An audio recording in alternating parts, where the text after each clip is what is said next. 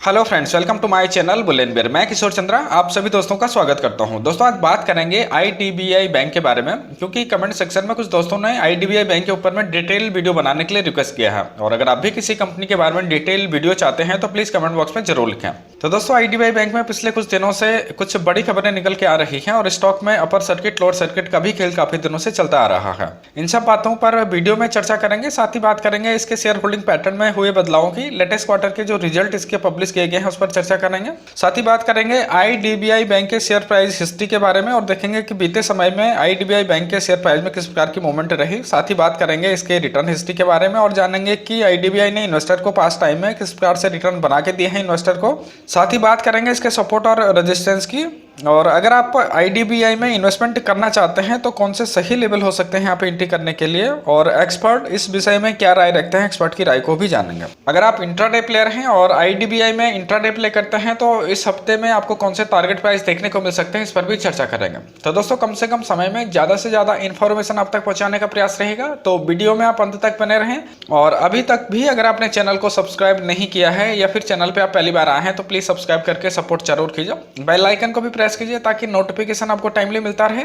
Video पसंद आई तो like करके इनकरेज जरूर कीजिए। तो दोस्तों वापस आ जाते हैं डिस्कशन पर और सबसे पहले बात करते हैं बेसिक इन्फॉर्मेशन की। तो दोस्तों आईडीबीआई बैंक का मार्केट कैप 43,131.37 करोड़ का है। 52 वीक का इसका हाई प्राइस 55 रुपए 75 पैसे है और 52 वीक का लो प्राइस इसका 17 रुपए 50 पैसे है। ईपीएस यहाँ पे -8.61 है, पी यहाँ पे 4.82 है, -4.82 है, पीबी यहाँ पे 1.27 है और आरओई यानी कि रिटर्न ऑन इक्विटी यहाँ पे -26.28 है। तो आईडीबीआई बैंक एक लॉस मेकिंग कंपनी है। अब बात करते हैं इसके करंट प्राइस बिहेवियर की। बातचीत को स्टार्ट करते हैं 13 मार्च 2020 से। तो 13 मार्च 2020 को आईडीबीआई बैंक ने लो बनाया था 17 रुपये 50 पैसे का, और यहाँ से लेके 29 मई 2020 तक लगातार 2.5 महीने तक स्टॉक एक ही रेंज में ट्रेड करता रहा।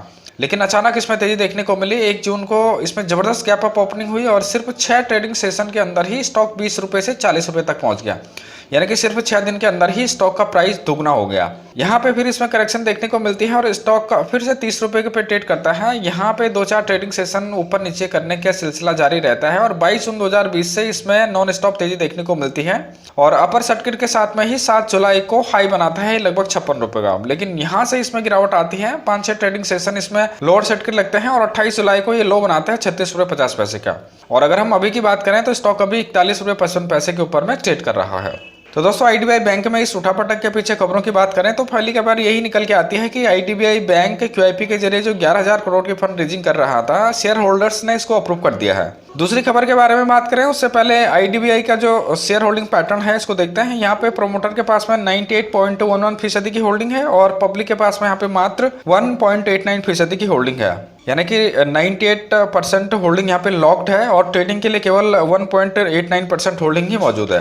तो दोस्तों अगर हम आईडीबीआई की बैंक के प्रमोटर की बात करें तो 2 प्रमोटर हैं इसमें। एक पहला प्रमोटर गवर्नमेंट ऑफ इंडिया है और दूसरा लाइफ इंश्योरेंस कॉर्पोरेशन है। गवर्नमेंट के पास में यहाँ पे 47.11% की होल्डिंग है और एलआईसी के पास यहाँ पे 51% की होल्डिंग है। अगर पब्लिक होल्डिंग की बात करें तो यहाँ पे मात्र 1.89% पब्लिक होल्डिंग है, जिसमें से कि नॉन इंस्टीट्यूशनल इन्वेस्टर के पास में यहाँ पे 1.74% की होल्डिंग है और इंश्योरेंस कंपनीज के पास यहाँ पे 0.12% की होल्डिंग है। तो दोस्तों दूसरी खबर शेयर होल्डिंग पैटर्न से जुड़ी हुई है। यहाँ पे बताया जा रहा है कि गवर्नमेंट ऑफ इंडिया आईडीबीआई में अपनी हिस्सेदारी को रिड्यूस करेगी, यहाँ पे कम करेगी। इसके अलावा और भी 3 पीएसयू बैंक हैं जिसमें सरकार अपनी हिस्सेदारी को कम करेगी। तो इन खबरों के चलते आईडीबीआई बैंक के स्टॉक में उठापटक देखने को मिल रही है। अब एक नजर इसके जून क्वार्टर के रिजल्ट पे डालते हैं। तो जून क्वार्टर में आईडीबीआई बैंक ने जो नेट प्रॉफिट हुआ है उसमें जंप देखने को मिला है। मार्च क्वार्टर में प्रॉफिट 135.49 करोड़ का था, जो कि जून क्वार्टर में बढ़कर 144.43 करोड़ हुआ है। जून क्वार्टर में टोटल रेवेन्यू की बात करें तो 4,897.42 करोड़ के यहाँ पे टोटल रेवेन्यू जनरेट किया गया था, जिसमें से कि नेट प्रॉफिट हुआ था 144.43 करोड़ का। मार्च क्वार्टर की बात करें तो मार्च क्वार्टर में टोटल रेवेन्यू जनरेट किया गया था 5,598.50 करोड़ का, जिसमें से कि नेट प्रॉफिट हुआ था 135.39 करोड़ का। और अगर हम फाइनेंशियल ईयर 19-20 की बात करें तो यहाँ पे जबरदस्त लॉस कंपनी को देखने को मिला है। टोटल रेवेन्यू यहाँ पे जनरेट किया गया था 20,825.14 करोड़ का, जिसमें से कि नेट लॉस हुआ है 12,827.37 करोड़ का। तो अगर आप देखें तो ओवरऑल आईडीबीआई बैंक एक लॉस मेकिंग कंपनी है। अब आगे बढ़ते हैं और बात करते हैं अगर आप आईडीबीआई बैंक में इन्वेस्टमेंट करना चाहते हैं तो इस पर एक्सपर्ट क्या कहते हैं। तो tickertip.in पे मैं आपको लेकर आया हूँ। यहाँ पर आप देख सकते हैं मात्र एक एनालिस्ट ने यहाँ पे एनालिसिस किए हैं और एक एनालिस्ट भी यहाँ पे बाइंग की राय नहीं दे रहा है। इन्वेस्टमेंट चेकलिस्ट के 5 पैरामीटर को देखें तो मात्र 2 पैरामीटर यहाँ पे ग्रीन सिग्नल देते हैं। तो ओवरऑल अगर आप इन्वेस्टमेंट प्रोस्पेक्ट से अगर हम स्टॉक को देखें तो स्टॉक बेहतर नजर नहीं आता है। अब इसकी रिटर्न हिस्ट्री को देखते हैं और समझते हैं कि बीते समय में आईडीबीआई बैंक ने इन्वेस्टर को किस प्रकार से रिटर्न बना के दिए हैं। तो दोस्तों अगर हम सन 2000 से देखें तो आईडीबीआई बैंक ने इन्वेस्टर को मात्र 80.40% के रिटर्न बना के दिए हैं। 5 सालों की बात करते हैं तो यहाँ पे नेगेटिव माइनस में है, -31.77% के नेगेटिव रिटर्न है। 1 साल में बात करते हैं तो यहाँ पे प्लस रिटर्न है, 55.03% के पॉजिटिव रिटर्न है। 1 मंथ की भी बात करते हैं तो यहाँ पे भी पॉजिटिव रिटर्न है, 3.87% के पॉजिटिव रिटर्न है। और 1 वीक में देखते हैं तो यहाँ पे नेगेटिव रिटर्न है, 7.15% के यहाँ पे नेगेटिव रिटर्न है। तो ओवरऑल अगर हम रिटर्न हिस्ट्री को भी देखें तो आईडीबीआई की जो रिटर्न हिस्ट्री है वो भी काफी कमजोर नजर आती है। अब अगर हम आईडीबीआई बैंक के प्राइस हिस्ट्री की बात करते हैं तो दोस्तों 2003 से अगर हम देखें तो स्टॉक 22 रुपए के आसपास में ट्रेड कर रहा था 2003 में, और सिर्फ 1 साल के अंदर ही स्टॉक 80 रुपए तक पहुंच गया, लगभग 4 गुना हो गया। जनवरी 2004 में हाई बनाया इसने 80 रुपए का, लेकिन सिर्फ 4 महीने के अंदर ही फिर से ये 29 रुपए तक पहुंच गया। यहाँ से फिर इसमें तेजी देखने को मिलती है और सिर्फ 8 महीने के अंदर ही जून 2005 में नया हाई बनाता है 123 रुपए का, अक्टूबर 2005 में नया हाई बनाते हैं 131 रुपए का, लेकिन जुलाई 2006 आते आते स्टॉक 39 का लो बनाता है और यहां से स्टॉक में जबरदस्त तेजी देखने को मिलती है और अक्टूबर 2007 में 181 का नया हाई बनाता है।